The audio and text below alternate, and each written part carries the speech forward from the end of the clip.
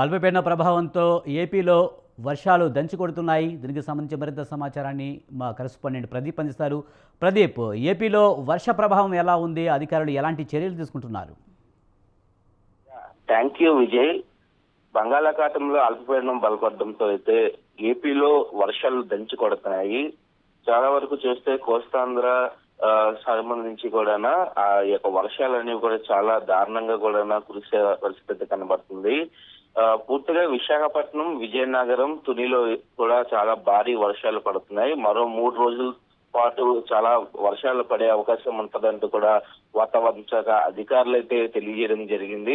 ఇప్పటికే కూడా చాలా వర్షాలు అర్ధరాత్రి నుంచి కూడా వర్షంతో పాటు ఎదురుగాలు కూడా వచ్చే పరిస్థితి అయితే కనబడుతుంది. అయితే ఇప్పటికే నలుమూల ప్రాంతాల్లో అధికారులు అప్రమత్తం అయ్యే పరిస్థితి కనబడుతుంది. ప్రజలందరినీ కూడా ఎటువంటి ఇబ్బందులు లేకుండా కూడా అధికారులు ముందస్తు జాగ్రత్తలు అయితే తీసుకునే పరిస్థితి అయితే కనబడుతుంది.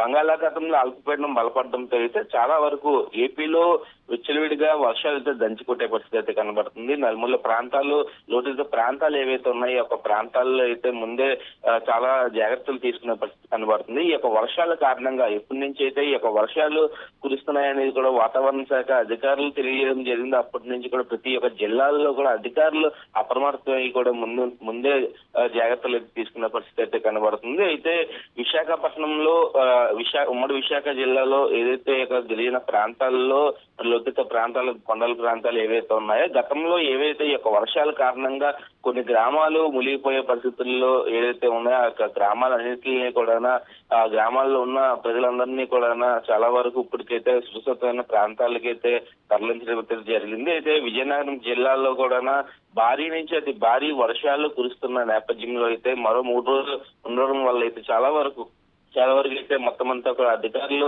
అప్రమత్తం అయితే అయ్యే పరిస్థితి కనబడుతుంది. ఆంధ్రప్రదేశ్ లో వర్షాలన్నీ కూడా దంచికొడుతున్న పరిస్థితుల్లో కూడా నలుమూల ప్రాంతాల నుంచి అయితే చాలా వరకు అధికారులు అయితే ముందస్తు జాగ్రత్తలు తీసుకున్న పరిస్థితి కనబడుతుంది. ఈ యొక్క వర్షాలు అయితే చాలా దారుణంగా కూడా ఉండే పరిస్థితి కనబడుతుంది. అయితే అధికారులు ముందే ఇక చెరువుల్లోకి కానీ ఎటువంటి సముద్రంలోకి కూడా మత్స్యకారులు ఎవరిని కూడా వేటకు వెళ్ళొద్దు అంటూ కూడా ముందస్తు చర్యలు అయితే తీసుకోవడం జరిగింది. అయితే ఇక 3 రోజులు భారీ వర్షాలు ఉంటాయంటూ కూడా వాతావరణ శాఖ అధికారులు అయితే తెలియజేయడం జరిగింది. విజయ్, ప్రదీప్, మరో 3 రోజుల పాటు వర్షాలు కురుస్తాయని వాతావరణ శాఖ విభాగం చెప్పిన నేపథ్యంలో లోతట్టు ప్రాంతాలు ఇప్పటికే జలమయ్యాయని చెప్తున్నారు. అధికారులు చర్యలు తీసుకున్నారని చెప్తున్నారు. ముఖ్యంగా కొన్ని ప్రాంతాల్లో ప్రజలకు అందుబాటులో కంట్రోల్ రూమ్ తీసుకురావడం జరిగిందా? ప్రజలకు అవసరమైన విధంగా వాళ్ళతో మాట్లాడేందుకు దీనికి సంబంధించి పూర్తి సమాచారం ఏంటి?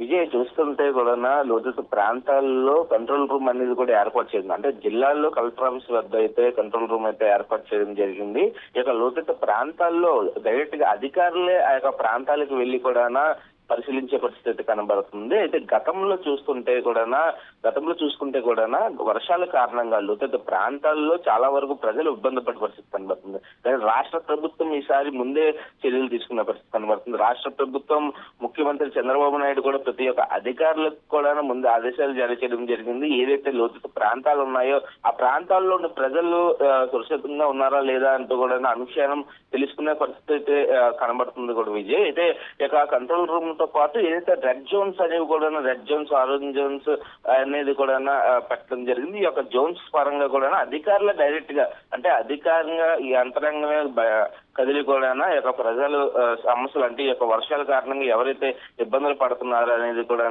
మొత్తం అంతా కూడా కనుక్కున్న పరిస్థితి అయితే కనబడుతుంది. అయితే లోతట్టు ప్రాంతాలు ఏదైతే బాగా గిరిజన ప్రాంతాలు, ఈ యొక్క ఉత్తరాంధ్రకు సంబంధించి కూడా బాగా గిరిజన ప్రాంతాలు, నలుగురు ప్రాంతాలు అయితే ఉంటాయి.